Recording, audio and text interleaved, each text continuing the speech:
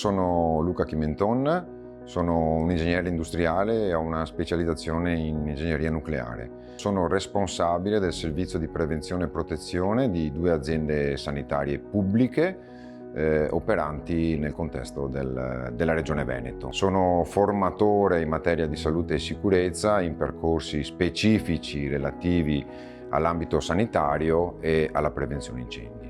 Gestisco il corso modulo B SP3 rivolto a operatori che si occupano di salute e sicurezza nelle strutture sanitarie, sociosanitarie e sociali.